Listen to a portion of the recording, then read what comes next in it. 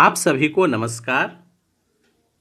मैं दीनबंधु कुमार झा, स्नातकोत्तर शिक्षक हिंदी, केंद्रीय विद्यालय न्यू बंगाईगांव, असम, कक्षा 10वीं के लिए सूरदास के पद लेकर प्रस्तुत हूँ। सूरदास एवं श्री कृष्ण। सूरदास श्री कृष्ण के अनन्य भक्त थे। उन्होंने अपनी कविताओं और पदों के द्वारा श्री कृष्ण की विविध लीलाओं का बखूबी चित्रण किया है। कवि परिचय। सूरदास जी के जन्म के विषय में कोई निश्चित जानकारी उपलब्ध नहीं है। उनके जन्म के विषय में कई मान्यताएं हैं। प्राप्त मान्यताओं के अनुसार सूरदास जी का जन्म सन 1478 में और निधन सन 1583 में माना जाता है। महाप्रभु वल्लभाचार्य के शिष्य सूरदास अष्टछाप के कवियों में सर्वाधिक प्रसिद्ध हैं।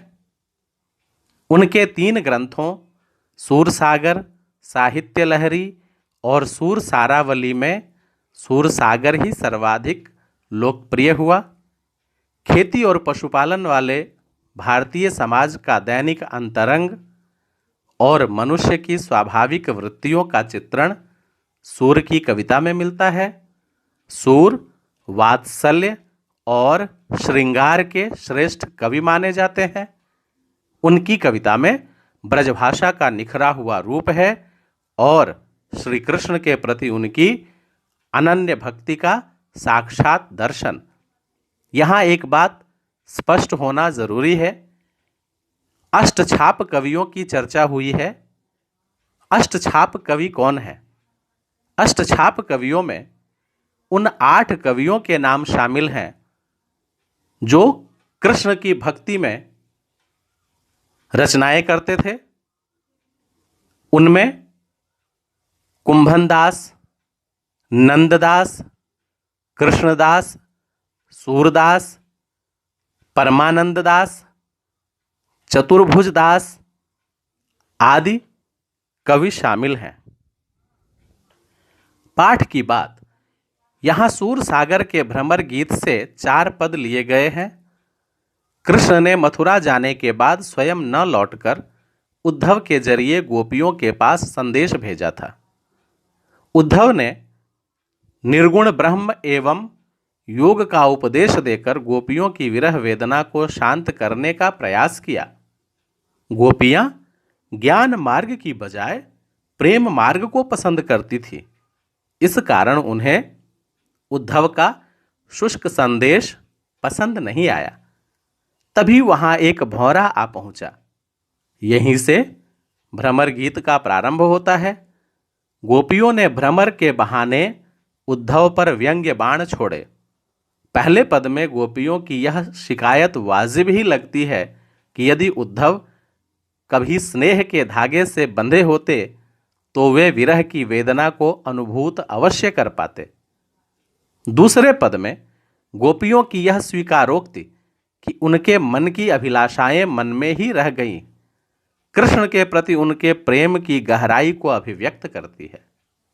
तीसरे पद में वे उद्धव की योग साधना को कड़वी ककड़ी जैसा बताकर अपने एकनिष्ठ प्रेम में दृढ़ विश्वास प्रकट करती हैं।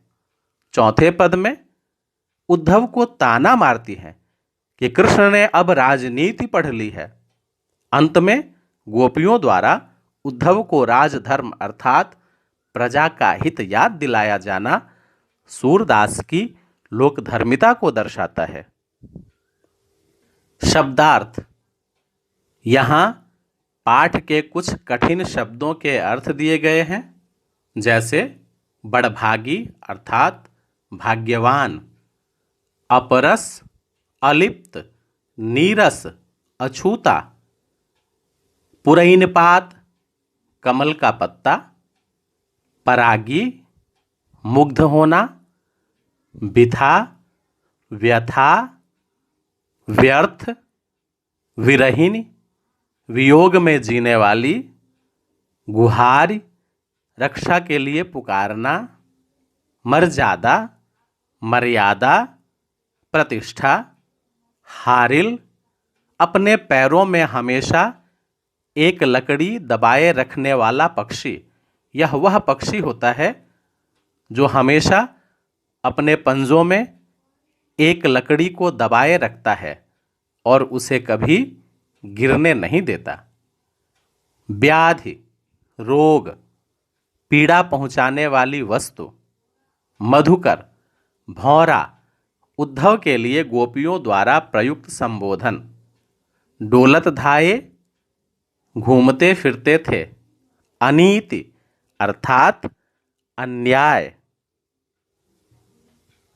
भावार्थ, यहाँ पाठ में आए चारों पदों का क्रम से भावार्थ प्रस्तुत है। पहला पद, इस पद में गोपियाँ उद्धव अर्थात श्री कृष्ण के सखा एवं संदेशवाहक को ताना मारती हुई बड़े भाग्यवान कहकर संबोधित करती हैं और कहती हैं कि वह हमेशा श्री कृष्ण के पास रहते हैं, फिर भी उनका मन प्रेम रूपी धागे से नहीं बंधता। अर्थात गोपियाँ उद्धव पर व्यंग्य बाण का प्रहार करती हैं कि उन्हें कभी स्नेह की अनुभूति हुई ही नहीं। गोपियों ने उद्धव की तुलना उस कमल के पत्ते से की है जिसके पानी के भीतर रहने के बावजूद उस पर पानी की एक बूंद नहीं टिकती। उनकी तुलना तेल में डूबे हुए उस मटके से की है जिसके ऊपर भी पानी नहीं टिकता। उनके अनुसार श्री कृष्ण के साथ रहते हुए भी उद्धव ने कृष्ण के प्रेम रूपी दरिया में कभी पांव नहीं रखा और ना ही कभी उनके रूप सौंदर्य का दर्शन किया। गोपियों ने अपनी तुलना गुड़ से चिपकी उस चींटी से की है जिसके लिए निकलना बहुत कठिन होता है। सूरदास के अनुसार गोपियां स्वयं को अबला कहती हैं क्योंकि वे अपने मन से श्री कृष्ण के प्रति प्रेम को निकाल नहीं पा रही हैं। दूसरा पद, इस पद में सूरदास जी ने गोपियों के मन की पीड़ा को प्रकट किया है। गोपियां उद्धव से अपनी पीड़ा बताते हुए कहती हैं कि श्री कृष्ण के गोकुल से जाने के उपरांत उनके मन में स्थित कृष्ण के प्रति प्रेम भावना मन में ही रह गई है। श्री कृष्ण वापस लौटकर आने की प्रतीक्षा में वे अपने तन मन की पीड़ा को सह रही थी, अतः उन्होंने अपने मन की भावना किसी से साझा भी नहीं कर पाई। गोपियों को कृष्ण का योग संदेश मिला जिसमें उन्हें पता चला कि वे अब लौटकर नहीं आएंगे, तो वे टूट सी गईं। उनकी विरह वेदना और भी बढ़ गई। गोपियां जब भी श्री कृष्ण से अपनी रक्षा की पुकार करती हैं तो उन्हें योग की सशक्त धारा बहती हुई दिखाई देती है। गोपियों ने जिस धैर्य को धारण किया था वह अब टूट चुका है। यही वजह है कि गोपियां विरह में श्री कृष्ण के पर आरोप लगाते हुए कहती हैं कि उन्होंने प्रेम की सारी मर्यादाओं का उल्लंघन किया है, अर्थात उन्होंने हमें धोखा दिया है। यहाँ पर गोपियों के अनुसार प्रेम की मर्यादा का मतलब यह था कि कृष्ण को उनसे आकर मिलना चाहिए था, कृष्ण को गोपियों की विरह वेदना शांत करने के लिए अपना दर्शन देना चाहिए था। तीसरा पद, इस पद में सूरदास जी ने गोपियों के श्री कृष्ण के प्रति एकनिष्ठ प्रेम का चित्रण किया है। गोपियां उद्धव से कहती हैं कि जिस प्रकार हारिल पक्षी अपने पंजों में लकड़ी को बड़ी ही दृढ़ता से पकड़े रहता है, उसे कहीं भी गिरने नहीं देता, उसी प्रकार हमने भी हरि अर्थात भगवान श्री कृष्ण को अपने हृदय में पूरी दृढ़ता से बसा रखा है। अर्थात योग संदेश से कृष्ण के प्रति उनका प्रेम कम नहीं हुआ है, बल्कि और अटूट हो गया है। गोपियों के अनुसार उनके मन में दिन रात कृष्ण ही बसते हैं, यहाँ तक कि वे सोते जागते और सपने में भी कृष्ण का नाम ही रटती हैं। अतः उन्हें उद्धव का योग संदेश कड़वी ककड़ी की तरह लग रहा है। गोपियां कहती हैं कि कृष्ण ने उन्हें जो प्रेम का रोग दिया वे उससे बिल्कुल अनजान थी।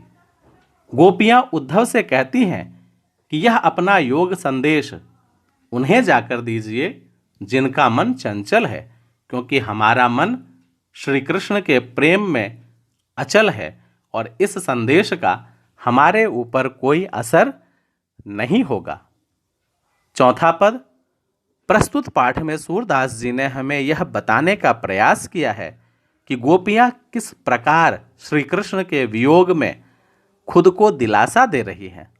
सूरदास जी ने गोपियों के माध्यम से कहा है कि श्री कृष्ण ने राजनीति का पाठ पढ़ लिया है, जो मधुकर अर्थात उद्धव के द्वारा सब समाचार प्राप्त कर लेते हैं और उन्हीं के माध्यम से संदेश भी भेज देते हैं। उद्धव जिसे यहाँ भंवरा कहकर दर्शाया गया है वह तो पहले से ही चतुर है, परंतु श्री कृष्ण से राजनीति का पाठ पढ़ने के बाद वह और भी चतुराई से योग का संदेश दे रहा है। गोपियों के अनुसार पहले के लोग बड़े अच्छे होते थे, जो हमेशा दूसरों की भलाई के लिए काम करते थे। गोपियां कहती हैं कि इस योग संदेश से हम कृष्ण को भूल तो नहीं पाएंगे, किंतु हमारा मन हमें वापस जरूर मिल जाएगा, जिसे कृष्ण चुरा कर ले गए थे। गोपियों को यह बात समझ में नहीं आ रही है कि जो श्री कृष्ण दूसरों को न्याय का पाठ पढ़ाते हैं वे स्वयं उनके साथ इतना बड़ा अन्याय कैसे कर सकते हैं। गोपियों के अनुसार प्रजा के सुख दुख की चिंता करना राजा का परम कर्तव्य है। अतः श्री कृष्ण को गोपियों की विरह पीड़ा को शांत करने के लिए स्वयं दर्शन देना चाहिए। इस पाठ में नारी सशक्तिकरण को भी प्रस्तुत किया गया है, क्योंकि उद्धव जो कृष्ण का संदेश लेकर गोपियों के पास आए थे वे बहुत ही ज्ञानी थे और वे ऐसा सोचते थे कि गोपियां बहुत ही भोली हैं और वे बड़ी आसानी से उन्हें योग का संदेश दे देंगे तथा अपनी बात मनवा लेंगे, पर ऐसा हुआ नहीं। गोपियों की वाक्पटुता और उनकी व्यंग्यपूर्ण शैली के सामने ज्ञानी उद्धव ही परास्त हो गए और वे उनके सामने घुटने टेक दिए। मुझे उम्मीद है कि आपको ये मेरा वीडियो पसंद आएगा और आपको इससे बहुत लाभ होगा। मेरे वीडियो को शेयर और लाइक ज़रूर करिए। धन्यवाद। जय हिंद।